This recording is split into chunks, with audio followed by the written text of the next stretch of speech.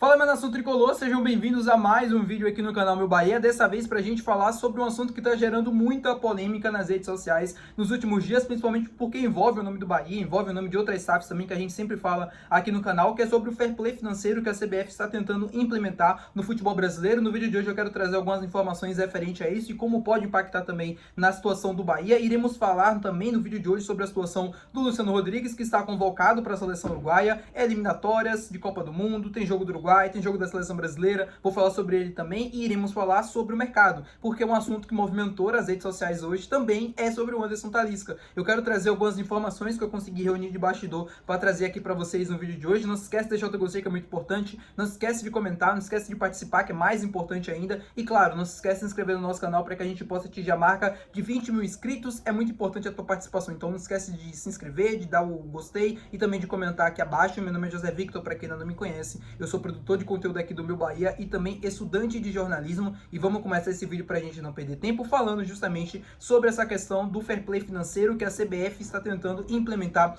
no nosso futebol. Na gestão do Edinaldo Rodrigues, né, esse assunto foi discutido, foi colocado em pauta, mas o Edinaldo deixou de lado, né? A verdade foi essa. Ele não quis dar prosseguimento, não mexeu os pauzinhos para que isso acontecesse. Na gestão nova, atual, do Samir Chaude, parece que isso finalmente vai sair do papel. Ele está reunindo alguns clubes, alguns dirigentes, algumas pessoas importantes do nosso futebol para poder tratar desse tema e montar um plano de execução para colocar isso de fato em prática, né? Que é controlar os gastos dos clubes brasileiros. A gente fala tanto dos clubes, do poder de arrecadação, do poder aquisitivo, de contratar e tal, mas para tudo isso acontecer bem feito, precisa ter uma regra, né? Até para ter um gasto e também até para que seja igual para todo mundo. Quando a gente fala do fair play financeiro, não é somente para controlar o gasto, é também para deixar o nosso futebol um pouco mais equilibrado, para que não aconteça como aconteceu, por exemplo, na Europa, em algumas ligas, como a França, como a Alemanha, como a Espanha, como a Inglaterra também, onde a gente tem 2, 3 clubes que dominam a liga e os outros clubes ficam muito nivelados por baixo.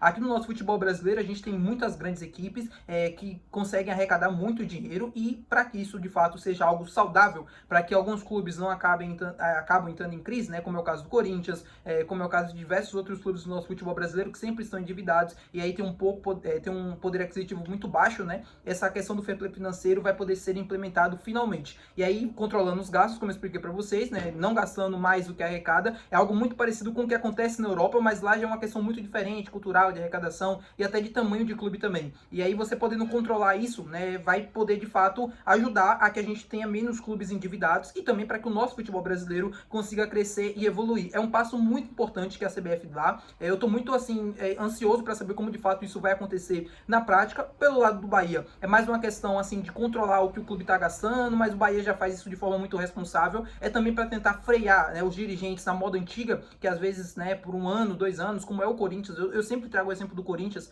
porque é um clube que poderia ter muito potencial financeiro, porque tem uma enorme torcida em todo o Brasil, é um clube que tem um potencial enorme para faturar muito dinheiro, assim como o Flamengo, como o Palmeiras também, assim, deixando o clubismo de lado, tá? Deixando, assim, eu sei que muita gente não gosta dos clubes e tal, mas analisando de forma fria, são clubes que têm um poder financeiro muito grande, Palmeiras, Flamengo, Botafogo também, agora com a SAF, e aí você consegue fazer uma administração de forma responsável, consegue controlar os gastos, consegue fazer com que os clubes sejam saudáveis e com o passar do tempo isso basicamente se reflita em títulos, e títulos importantes. Então é algo que vem para melhorar o nosso futebol, para deixar mais equilibrado, para deixar mais competitivo, e com o passar do tempo a gente vai falando mais sobre isso aqui no canal. Com o lado do Bahia é mais questão de arrecadação mesmo, como eu expliquei para vocês, o Bahia tem um lado financeiro que eu acho que é muito responsável, muito cauteloso em todas as movimentações, e é um dos motivos para o Bahia ter a melhor SAF do nosso futebol brasileiro. Falar agora com vocês sobre o Lúcio Rodrigues, porque eu falo sobre o Lúcio aqui, eu fico muito triste com a situação que ele está vivendo, não só aqui no Bahia, mas também na seleção uruguaia. Ele foi cortado no primeiro jogo das eliminatórias pelo Marcelo Bielsa, ele acabou ficando no banco de reservas, e para esse jogo agora contra a Venezuela, existia uma expectativa de que ele pudesse ao menos estar no banco de reservas, mas o Marcelo Bielsa cortou ele novamente da relação, ele foi o escolhido e nem vai poder assistir o jogo do banco de reservas. Eu sei sei que existe aquele interesse de ver o atleta de perto, de monitorar, de ver como ele tá treinando, mas o Lúcio, desde que vestiu a camisa do Bahia, tem pouquíssimos minutos, assim, é menos de 40 minutos, muito menos que isso, com a seleção uruguaia. É decepcionante, porque ele veio com uma expectativa muito grande de jogar aqui no Bahia, de jogar na seleção uruguaia. Eu sei que tem um impasse entre a comissão técnica do Bahia e a comissão técnica do Marcelo Bielsa.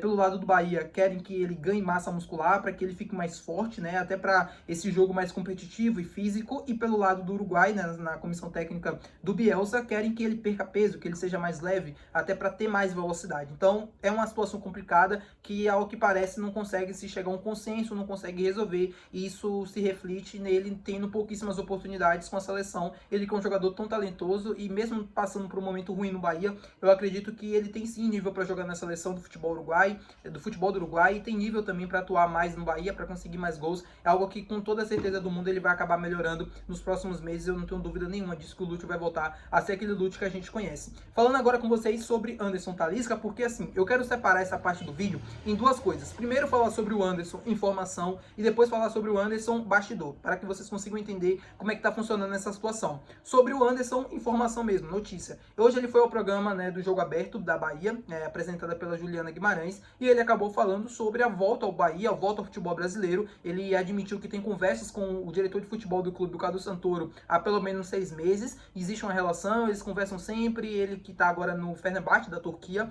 ele estava atuando no Al Nassr da Arábia Saudita, clube do Cristiano Ronaldo, e ele saiu de lá e foi para a Europa novamente. E assim, ele falou, né, que foi uma comoção muito grande no país para que ele pudesse voltar. Ele que já tinha uma passagem pelo Besiktas, e uma passagem muito boa, inclusive, e aí existia todo esse apelo para uma volta dele ao futebol turco e tal. O país se mobilizou e foi algo muito grande, que ele já tinha dado a palavra ao presidente do clube que ele não iria voltar atrás. Mas, em janeiro, ele podia assinar um pré-contrato, palavras dele. E aí, informação agora bastidor. Eu soube, né, de pessoas assim próximas, que a relação dele com o Cadu Santoro é muito mais próxima do que eu, pelo menos, imaginava. E acho que da maioria do torcedor também. É uma relação próxima, eles conversam sempre, estão sempre falando, sempre alinhando detalhes, trazendo coisas ali que podem ser colocadas em contrato, que não podem e tal. E 10 de janeiro, tô livre para poder assinar um pré-contrato. Ele falou isso, ele assinou um contrato lá de 1 ano e meio, ele vai ter contrato até junho de 2026, eu acredito que seja o último contrato dele no futebol europeu, e aí sim ele volta para o futebol brasileiro e ele volta para o Bahia, tá? É uma expectativa muito grande que eu tenho que isso possa acontecer por vários motivos. Ele falou que ainda tem muitas coisas para conquistar, e ele sabe que tem coisas para conquistar com a camisa do Bahia. E a fase que o Bahia tá agora, né, esse outro momento, essa outra realidade, permite que o Anderson Talisca olhe para o Bahia como um objetivo possível. Não só como em tempos atrás, né, que os atletas voltavam como gratidão. Não, vou voltar ali com 35, 36 anos, porque eu comecei aqui e tal, até como gratidão pelo clube, mas o clube numa situação muito difícil e não almejava títulos e tal, era fim de carreira. O Anderson Talisca voltando para o Bahia em junho de 2026 não é fim de carreira. O Anderson Talisca voltando, ele ainda tem muita lenha para queimar.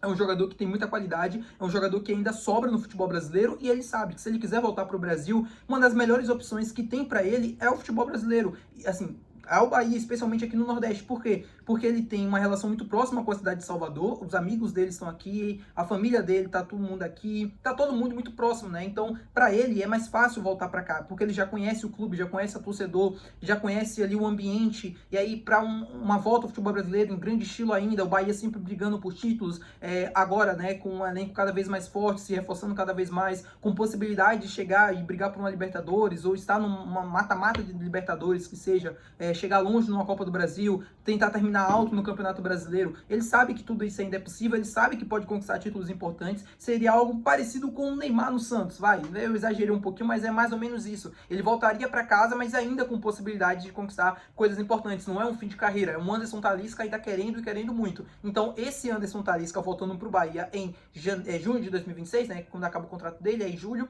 esse Anderson Talisca que eu quero. É um Anderson Talisca que ainda tem muita coisa para render, ainda tem muita coisa para jogar. O Anderson Talisca de 35, 36, 37 anos não existe, porque não vai ter condições. Depende do clube também, obviamente, depende do Bahia, mas o Bahia tem muito interesse em contar com o Anderson Talisca. Não à toa, o Cadu Santoro está trabalhando há meses com o Anderson, conversando, falando, buscando informações, tentando sempre deixar confortável para ele no contrato, alguma coisa, e até para o clube também, para que não seja algo desequilibrado, né? Para que na balança fique todo mundo ali mais ou menos equilibrado, cedendo aqui, cedendo de um lado, para que a gente consiga ter o Anderson Talisca em 2026, tá bom, meu povo? Muito obrigado por você ter assistido esse vídeo. Se você gostou, não esquece de deixar o teu gostei, que é muito importante. Não se esquece de se inscrever no nosso canal. Até o próximo vídeo. Valeu, tchau!